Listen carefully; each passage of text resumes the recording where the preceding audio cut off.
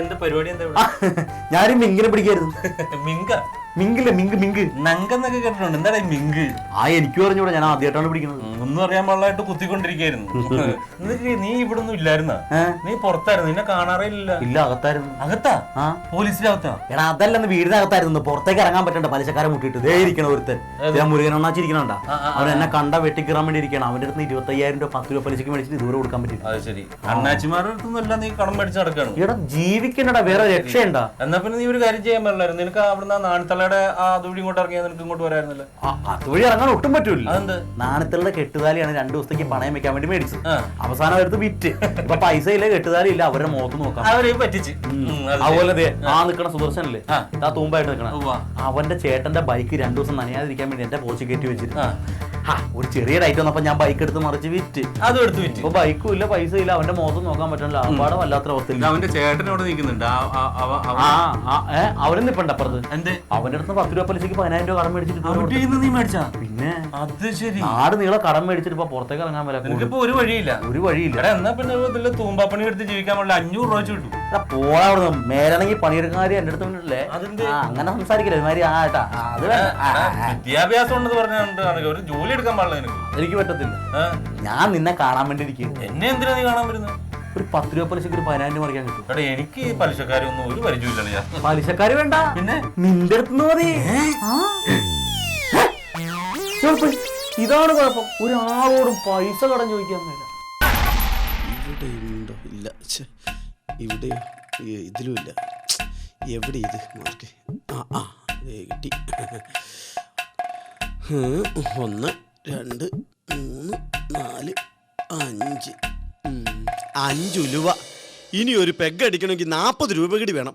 ഓമനെ, ഓമനെ, ഓമനെ, ഇവളിത് എവിടെ പോയി കിടക്കുക? ഓമനെ, എടി ഓമനെ, ഓമനെ, എടി പൈസ ഉണ്ടെങ്കിൽ ഒരു 50 രൂപ തന്നെ. ഒരു പെഗ് അടിക്കാണ്ട് കയ്യും കാലും വിറക്കണ്. നിങ്ങൾക്ക് കള്ളോടിക്കാഞ്ഞിട്ടാ വിറക്കുന്നേ, എനിക്ക് കലി വന്നിട്ടാ വിറക്കുന്നേ. നീ എന്നോട് ഇത് തന്നെ പറയണോടി. നിങ്ങൾക്ക് കള്ളോടിക്കാഞ്ഞിട്ട്. പിന്നെ ചൊവ്വാഴ്ച പണി വരും, ഞാൻ എവിടുന്ന് എടുത്ത് കൊടുക്കും കാശ്?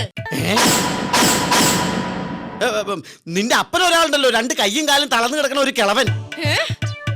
എടി അങ്ങേർക്ക് വല്ല റോഡ് പണിക്കോ വാർക്ക പണിക്കോ പോയിട്ട് എനിക്ക് വല്ല 10-50 രൂപ കൊണ്ട് തന്ന അങ്ങേർക്ക് എന്താ കഴിക്കൂ?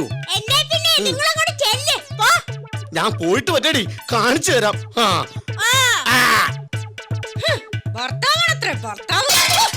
മോശം പിടിക്കാനായിട്ട്. എന്റെ ദൈവമേ, ഇന്ന് ആ ചൊവ്വാഴ്ച വരുമ്പോ ഞാൻ എന്തോ പിണ്ണാക്കെടുത്ത് കൊടുക്കും. എനിക്കൊരു നല്ല ബുദ്ധി പറഞ്ഞു തരാൻ പോലും ആരും ഇല്ലല്ലോ. അടുത്തത്. അല്ല, ഇതാര് സുഖോ? അല്ല, എന്താ ചേച്ചിയുടെ മുഖം ഇങ്ങനെ വാടി തളർന്ന് കരിഞ്ഞ് ഉണങ്ങിയിരിക്കുന്നേ? ഒന്നും പറയണ്ട എന്റെ സുഖുവേ. എന്നാ പറയണ, ഞാൻ പോവാ. പറയട്ടെ എന്റെ സുഖുവേ. എന്നാ പറ. ഓ എടാ, ഇന്നാടാ ചൊവ്വാഴ്ച പാണ്ടി വരുന്ന ദിവസം. ആണോ? 1 മാസമായി അയാൾക്ക് കാശ് കൊടുത്തിട്ട്. ഇന്നാണെങ്കിൽ എന്റെ കയ്യിൽ 5ന്റെ പൈസ ഇല്ല. ഞാൻ എന്ത് ചെയ്യും? നീ എനിക്ക് എന്തെങ്കിലും ഒരു ഐഡിയ പറഞ്ഞോ? ചേച്ചി വിഷമിക്കണ്ട, എന്റെ തലയിൽ ഒരു ഐഡിയ ഇങ്ങനെ തെളിഞ്ഞു വരുന്നുണ്ട്. My idea can change your life എന്നല്ലേ? എന്നാ പിന്നെ നിന്റെ ഐഡിയ വേഗം ഒന്ന് പറഞ്ഞു തൊലക്ക്. പറയാം. അതായത് ഈ അണ്ണാച്ചി വരുമ്പോ ചേച്ചി അകത്ത് വിളിച്ച് കേട്ടെ. എന്റെ പൊന്നു ചേച്ചി, അതല്ല. ഈ അകത്ത് വരുന്ന അണ്ണാച്ചി, ഈ അണ്ണാച്ചിയെ ചേച്ചി കയറി പിടിക്കണം. എന്ത് ചേച്ചി, ഞാൻ പറഞ്ഞ അതല്ല. ഈ അണ്ണാച്ചി വരുമ്പോ ഈ അണ്ണാച്ചിയെ കയറി പിടിച്ച ചേച്ചി കിടന്ന് കാരണം എന്നെ അണ്ണാച്ചി കയറി പിടിക്കുന്നേ, എന്നെ അണ്ണാച്ചി പിടിച്ചേ, അണ്ണാച്ചി പിടിക്കുന്നേ. അപ്പൊ ഞാനെന്ത് ചെയ്യും? ഞാൻ ഓടി വരും, അണ്ണാച്ചി പിടിച്ച് പറത്തും. പിന്നെ ഒരിക്കലും അവന്റെ ജീവിതത്തിൽ ഈ പഠിക്കാത്ത വരത്തില്ല. പഠിക്കാതെന്നല്ല, ഈ പഞ്ചായത്ത് കാലൂതത്തില്ല. അത് നല്ല ഐഡിയ. അതാണ് ഈ സുഖു.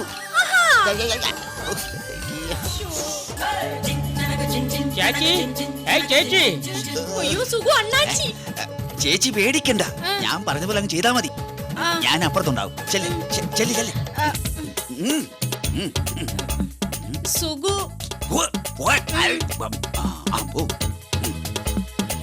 ചേച്ചി, ചേച്ചി வாங்க வாங்க. அண்ணாச்சியோ, கேரி வா அண்ணாச்சி. என்ன ചേച്ചി இந்த மாதிரி எல்லாம் ചെയ്യണത്? 1 മാസമായി കാശ് തന്നിട്ട്. അത് അണ്ണാച്ചി, ചേട്ടന് പണിയൊന്നുമില്ല. കാശ് അടുത്ത ആഴ്ച തരാം. ഒന്നുമേ சொல்ல வேண்டாம். എനിക്ക് കാശ് കിട്ടണം. അല്ല അടുത്ത ആഴ്ച ഉറപ്പായിട്ട് തരാം. എപ്പോ വന്നാലും അടുത്ത ആഴ്ച തരാം, അടുത്ത ആഴ്ച തരാന്ന് சொல்லாதே ചേച്ചി. അടുത്ത ആഴ്ച തരാം അണ്ണാച്ചി. തന്ന കാശ് എനിക്ക് തിരുമ്പി വേണം. അടുത്ത ആഴ്ച അത് എങ്ങനെ? சொல்லிட்டு കാര്യമില്ല, എനിക്ക് കാശ് തിരുപ്പി വേണം. എനിക്ക് ഈ ആഴ്ച കാശ് കിട്ടണം. എന്നെ ചേച്ചി ഇതല്ല. കൈ പിടിച്ച് ചേച്ചി. എന്താ ചേച്ചി ഇതല്ല? എനിക്ക് പോകാൻ സമയം ഇതിലെ പോ. അല്ലെങ്കിൽ പഠിച്ചേ ഇല്ല. എന്നെ ചേച്ചി കൈ പിടിച്ച് ചേച്ചി. എന്നെ ചേച്ചി. അണ്ണാ, അണ്ണാ നാളെ ചേച്ചി വിട്, ചേച്ചി പറയാ ചേച്ചി. ഒന്നും ചെയ്തിട്ടില്ല അണ്ണാ. ഈ ചേച്ചിക്കാണ് എന്റെ കയ്യിൽ കയറി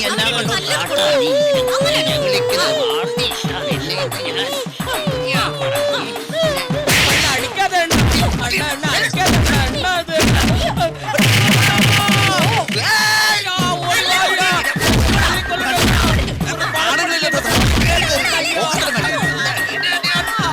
என்னோட பேக் எடுத்து என் தலைவரை கொண்டு வந்து நான் சுட்டுடுவேன். அண்ணா, அண்ணா காப்பாத்தையா. என்னோட முட்டு குடுறா. முட்டு குடுறா. அடா பாவி. தலைவரை கொண்டு வந்து சுட்டுடுவேடா. நீ நாசமா போற. காப்பாத்தையா. ആ ചേച്ചിയെ എങ്ങനെയുണ്ട്? അണ്ണാച്ചി ഓടിയത് കണ്ടോ? അല്ലേലും ആളൊരു പിടുത്തനാടാ. പോ. ആ പിന്നെ ഇത് നിറച്ച് കാശാ. പകുതി ചേച്ചിക്കും പകുതി എനിക്ക്. എടാ സുഖു, മുഴുവൻ കാശും എനിക്ക് താടാ. എന്ന് പറഞ്ഞാ എങ്ങനെയാ? ഐഡിയ പറഞ്ഞ അണ്ണാച്ചി ഓടിച്ച ഞാനില്ലേ?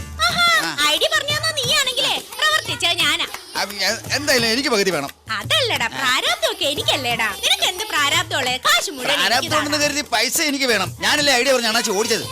ഐഡിയ നീ തന്നെ പറഞ്ഞെന്നെങ്കിലും പ്രവർത്തിച്ച ഞാനല്ലേടാ. അങ്ങനെ പറഞ്ഞാൽ അങ്ങനെ ശരിയാകുന്നത്. എനിക്ക് പൈസ പൈസ വേണം. തരാനല്ലേ പറഞ്ഞെ? അല്ല, പൈസ അയ്യോ, നാട്ടുകാരെ ഓടി വായോ, ഈ സുഖാനെ കയറി പിടിക്കുന്നേ. പോകത്തില്ല പറയരുത്. ഓടി വായോ, നാട്ടുകാരെ വായോ, നാട്ടുകാരെ ഓടി വാ. പോയോ? എന്നോടാ അവന്റെ കളി. ചിക്ക് ചിക്ക് ചിക്ക് ചാ. ചിക്ക് ചിക്ക് ചിക്ക് ചാ. കൂടുമ്പോൾ ഇമ്പമുള്ളതാണ് കുടുംബം.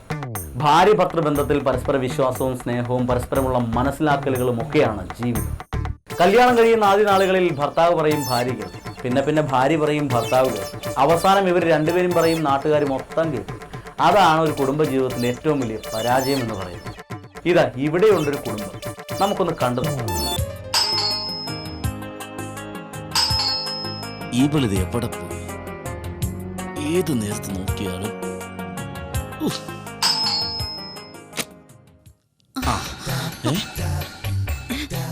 നിനക്കിതെന്ത് പറ്റി? ആകെ കോലം കെട്ടിരിക്കുന്നു. ചേട്ടനിതാ പെട്ടെന്ന്. സുലി, നിനക്ക് എന്താ പറ്റിയേ? ഒന്നുമില്ല. എന്താ ആപ്പാടെ വേർതിരിക്കുന്നു? അത് ഞാൻ ഫാനിന്റെ അടിയിലിരിക്കായിരുന്നു. ഫാനിന്റെ അടിയിലിരുന്നാണോ വേർക്കുന്നത്? അല്ല, ഫാൻ സ്വിച്ച് ഓഫ് ആയിരുന്നു. ഫാനിന്റെ സ്വിച്ചിടാൻ പോയപ്പോ. എന്താ, നിനക്ക് പനിയുണ്ടോ? ഒന്നുമില്ല ഏട്ടാ. തലവേദന ഉണ്ടോ? അല്ല, പെട്ടെന്ന് ചേട്ടനെ കണ്ടപ്പോ. ചേട്ടൻ നാളെ വരുന്നല്ലേ പറഞ്ഞിരുന്നേ? അതല്ല, ചേട്ടൻ ഭക്ഷണം ഒന്നും ഉണ്ടാക്കിയിരുന്നില്ല. ആകെ പെട്ടെന്ന് ചേട്ടനെ കണ്ടപ്പോ. ഭക്ഷണം എന്തിനാ ഉണ്ടാക്കണേ? ഞാൻ വരുന്ന വഴിക്ക് chicken 65, chicken Manchurian, chicken chilli ഇതെല്ലാം കഴിച്ചോ? ഇതൊക്കെ കഴിക്കണമെന്നൊക്കെ ആഗ്രഹം ഉണ്ടായിരുന്നു. പിന്നെ തൊട്ടപ്പുറത്തെ ശ്രീധൻ ചേട്ടന്റെ കടയിൽ പോയി ദോശ ചമ്മന്തിയൊക്കെ കഴിച്ച്. അല്ലെങ്കിൽ എനിക്ക് അറിയാം ചേട്ടൻ ലളിത ജീവിതം ആഗ്രഹിക്കുന്ന ആളാണ്. വാ ഏട്ടാ, അകത്തേക്ക് വാ. വാ.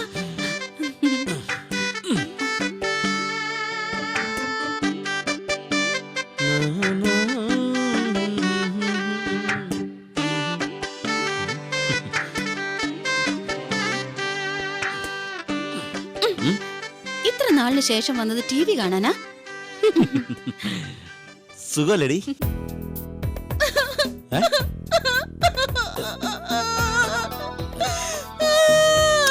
നീ എന്തൊരു പാട്ട് പാടുന്നത്? ഞാൻ പാട്ട് പാടിയതല്ല. പിന്നെ ഞാൻ എന്റെ വിഷമങ്ങളൊക്കെ കരഞ്ഞു തീർക്കുന്നത്. അത് ശരി, ഇങ്ങനെയാണോ കരയണത്? നീ എന്തിനാ കരയണത്? എന്റെ ഏത് ഗതികെട്ട നേരത്താണാവോ ഞാൻ ഈ വീട്ടിലേക്ക് മരുമോളായിട്ട് വന്നത്. എന്ത് പറ്റി ഇപ്പൊ? എത്ര നല്ല ആലോചനകൾ എനിക്ക് വന്നത് അറിയില്ലേ?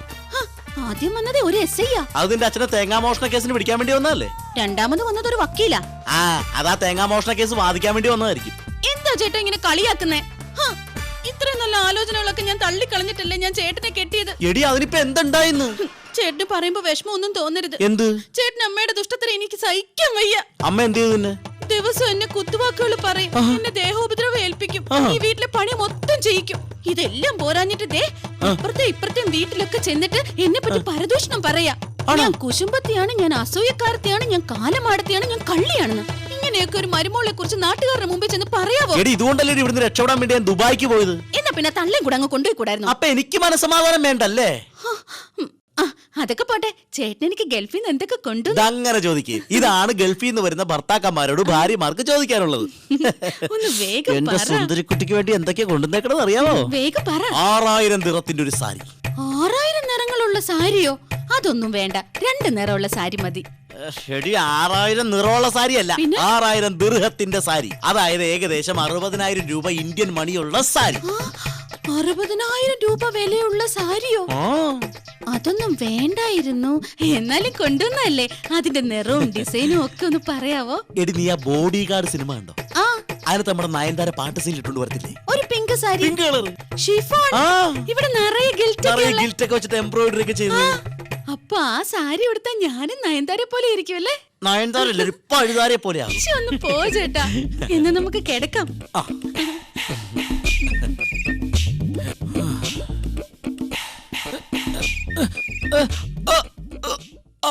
അയ്യോ, ചേട്ടന് ഹാർട്ട് അറ്റാക്ക്. എടി അതല്ല തോർത്ത്.